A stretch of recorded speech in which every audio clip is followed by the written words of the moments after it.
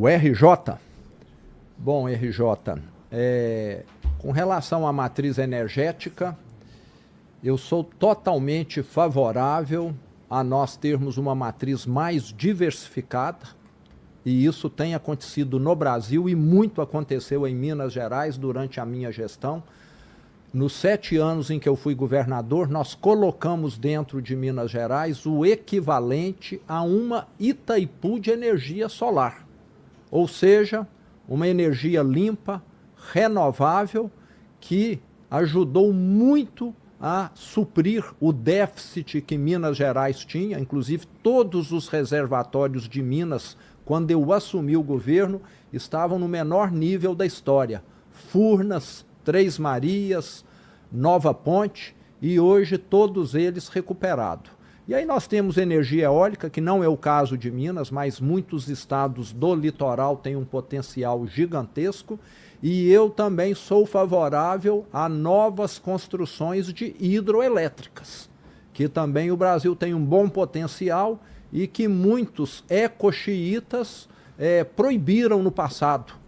O Brasil acabou indo para o lado aí da energia nuclear, que é muito mais cara, 10 vezes mais cara do que a hidroelétrica, investindo numa energia que é questionável pelo lado da segurança, e poderia ter feito investimentos melhores em hidroelétrica, que é renovável, é verde e é o que os países desenvolvidos têm procurado. Inclusive a Noruega, a Suécia são exemplos de países com esse tipo de matriz.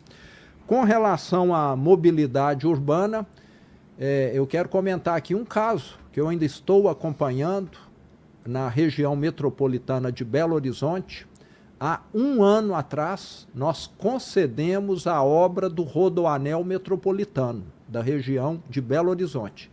Essa obra vai revolucionar o transporte na região metropolitana. Só que, até hoje, ela não foi iniciada, porque nós temos leis burras no Brasil que proíbem, dificultam a construção de grandes projetos que às vezes vão beneficiar milhões de pessoas por causa de algumas bobagens. Bobagens, sim, na minha opinião. Nesse caso lá, a 6 quilômetros do Rodoanel Metropolitano, tem uma comunidade que se diz tradicional, mas que para mim não é, porque se você for lá, eles vivem igual a qualquer brasileiro, mas se dizem tradicional e estão agora criando dificuldades, não se manifestaram. Para mim, quando uma obra é de interesse coletivo, eu até como presidente gostaria de criar tipo obra de interesse nacional. E se ela for considerada assim, não é por causa do besorrinho que mora ali, não é por causa da comunidade tradicional que está a 5 quilômetros, que se diz afetada e não será afetada, que a obra vai ficar sem execução. Os outros países, notoriamente a China e outros asiáticos, têm avançado, e aqui no Brasil, quando você consegue o recurso, que é raro, para fazer algo, vai lá alguém e para. Por isso que a nossa mobilidade é esse terror aqui no Brasil. A gente não consegue levar adiante projetos estruturantes. E é necessário nós avançarmos muito nessa área aí, facilitar a execução. Outro dia eu escutei uma piada que dizia o seguinte: quando você vai fazer uma obra no Brasil, você precisa de 5 engenheiros e de 50 advogados. Aí a coisa não anda mesmo. E sobre o escoamento, né? Eu acho que estava falando muito de malha viária, malha ferroviária, que a gente tem um déficit muito grande aqui e não está tudo interligado com trem, né? Que nem deveria ser, né? Você está falando malha ferroviária. Ferroviária. Falei ferroviária? Não, acho que você mas rodoviária? Agora eu não lembro. Mas é em relação a trem mesmo, né? Concordo plenamente, Vilela. Estive no Rio Grande do Sul recentemente. O Rio Grande do Sul, quem conhece sabe que nós temos lá uma quantidade enorme de indústria eletrometalúrgica que consome aço que é produzido aqui em Minas Gerais, São Paulo, Rio de Janeiro, que são os maiores produtores, e eles lá me reclamando. A ferrovia que nós temos aqui no sul não é conectada com a ferrovia que vocês operam lá no sudeste. Todo esse aço vem aqui para o Rio Grande do Sul via rodoviária. Chega muito mais caro aqui, dificulta a logística. Como a estrada fica interditada, você acaba tendo atrasos. Então, é fundamental nós fazermos esses investimentos. E aí eu volto para as privatizações. Sim. Nós vamos privatizar Petrobras, Banco do Brasil, Caixa, tudo, para pagar a dívida e para fazer esses investimentos estruturantes. Aí a vida do brasileiro vai melhorar, porque hoje, muitas vezes, essas entidades são usadas para interesses políticos, você sabe disso, e não para o desenvolvimento.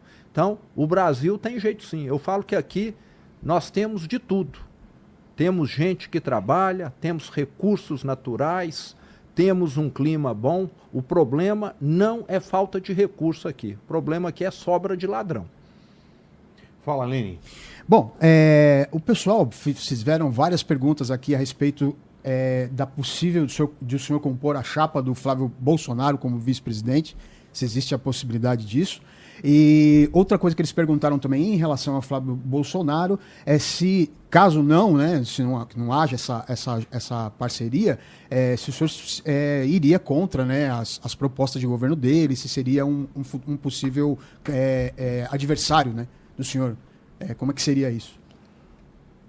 Eu quero... Muita gente que te coloca como vice na chapa dele, né? Já deve ter ouvido isso. Eu quero aqui deixar claro a minha posição. Eu vou levar a minha pré-campanha e campanha até o final, e nós da direita nos damos bem e nós estaremos todos juntos no segundo turno. Independente de quem vá. Independente de quem vá. Nós temos um exemplo bem recente, que foi a eleição no Chile, e lá no Chile os candidatos de direita, cada um caminhou ao lado do outro no primeiro turno, e no segundo turno todos se uniram contra a esquerda. Eu e os colegas de direita estaremos todos juntos contra o PT no segundo turno. O pessoal pode ficar tranquilo que nós somos colegas de trabalho. Aí o pessoal falou, eu sei que o senhor já falou a respeito desse candidato, que é o Renan Santos, mas várias pessoas mandaram aqui, eu vou ler uma pergunta aqui do Murilo, ele falou o seguinte: boa tarde, governador, porque você copia todas as propostas do Renan Santos e não dá os créditos. E aí tiveram vários comentários a respeito disso. Queria que o senhor falasse sobre isso também. Eu estou até surpreso com relação a isso, porque as minhas propostas, eu tenho uma equipe com economista, com especialista na saúde, com especialista em segurança pública, inclusive alguns que até participaram do meu governo. Pode até ser coincidentemente que a visão dele seja parecida com a minha, mas eu estou muito tranquilo, ciente, não há nenhum plágio. Inclusive, eu acho que eu sou mais velho do que ele e tenho uma carreira. E é só olhar o que eu fiz em Minas Gerais. Eu comecei lá em Minas Gerais, vamos lembrar, em 2019. As minhas propostas para o Brasil têm uma semelhança muito grande com aquilo que eu fiz em Minas. Pode ser o contrário, ele é que esteja se inspirando naquilo que foi feito. Bom, tem uma pergunta aqui sobre os ministros, os intocáveis. Vamos falar sobre Supremo, mas antes eu queria que desse o contexto. Quando começou essa treta aí? Eu sempre fui um crítico do setor público. Quem acompanha a minha pessoa desde 2018 vai saber que naquele ano lá eu critiquei o PT de Minas Gerais como ninguém nunca fez, porque o PT arruinou o meu estado. O PT fez barbaridades em Minas Gerais. E um governador que vivia igual um imperador, um faraó, enquanto as crianças não tinham nem merenda para comer. Isso causa indignação, causa inconformismo. E hoje eu assisto esse mesmo sentimento em mim, Vilela, com relação ao Supremo Tribunal Federal.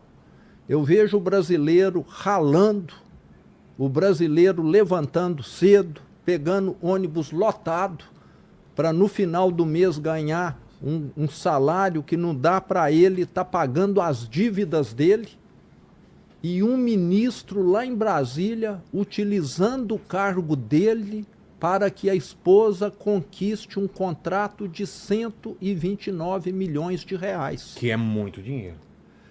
Bradesco, Itaú, Santander são os maiores bancos do Brasil. Eu tenho certeza que eles nunca contrataram um escritório de advocacia, por mais renomado, famoso, por esse valor.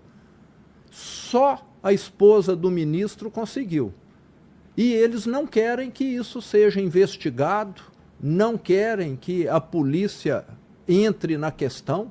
Por isso que eu falo que são os intocáveis. E parece que eles estão incomodados com essa minha indignação. Mas eu já falei que eu não vou ficar calado. É político vivendo no luxo e o brasileiro vivendo no lixo. É isso que nós temos assistido aqui. É um governo rico, esbanjando, e um povo pobre que não tem aonde estar pagando a dívida. Então, isso me causa indignação. Eu venho de uma família que chegou no Brasil do nada, Vilela, não sei se você sabe. Vieram aqui para substituir mão de obra escrava. Nunca trabalharam no governo, nunca forneceram, tudo que nós conquistamos foi ralando. Então, eu tenho, acho que essa convicção no meu... Eu sempre fui pagador de impostos. Tem aí uma diferença minha com relação aos outros candidatos. Você também é pagador de impostos. Claro. Não é? Não tem como não ser, né? Nós temos candidatos aí que sempre foram recebedores de impostos. Então, eu acho que o brasileiro também tem de ver quem é que o vai representar melhor aí. Se é pagador de impostos igual milhões, ou se é recebedor de impostos que nunca teve na vida real que milhões de brasileiros têm. Mas vamos falar dos vídeos. Temos aí a imagem dos vídeos, né? Os vídeos foram publicados nas suas redes sociais, certo? Intitulado Os Intocáveis, com bonecos de fantoche representando Gilmar Mendes, Dias Toffoli e Alexandre de Moraes em situações que simulavam troca de favores. Qual foi a ideia? Quem fez? Foi a aprovação, tudo aprovado por ti? Você passou por... A aprovação passou por você? Ou foi sua assessoria que publicou? E que rolo que deu, principalmente com o Gilmar, né? Ô, Vilela, eu acho que se alguém me perguntar o que eu sei fazer bem, é montar times. Foi assim na minha vida privada, igual te falei, uma empresa que era minúscula e que cresceu mais de 100 vezes durante a minha gestão, que gera mais de 5 mil empregos direto, está lá profissionalizada, operando, pagando impostos. Foi assim no governo de Minas.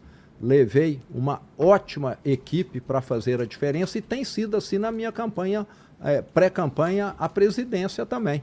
Levei uma equipe muito boa, inclusive alguns estão aqui me acompanhando, e nós temos um contato direto. Nós estamos sempre, vamos dizer, em constante brainstorming, né? Eu não gosto de termo em inglês, não. Você viu que até agora eu não tinha usado nenhum. Como que é brainstorming em português? Tempestade de ideias. Tempestade de ideias. Ou se fosse em mineirês, um trem de ideias. Um trem de ideias, isso. Exatamente. Sei lá, né? Então nós estamos sempre falando, igual surgiu aqui, Tadalazema. Exato. Né? Se for usar na campanha, eu quero ganhar um Não dinheirinho, é uma amostra grátis. Ô, Lênin. Pô, não me entrega, cara. Eu vou mandar fazer um comprimido gigante escrito ali, vou falar, pro Brasil funcionar.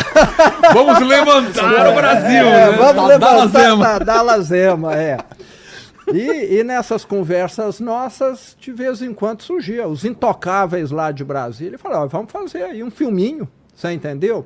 Então... E deve ter batido muito forte lá. A galera deve ter gostado, porque senão, se não incomodasse, não tinha tido essa reação, né? E se incomodou, você concorda porque a carapuça serviu? Não tô falando nada, é o Zema que tá falando. Você tá muito...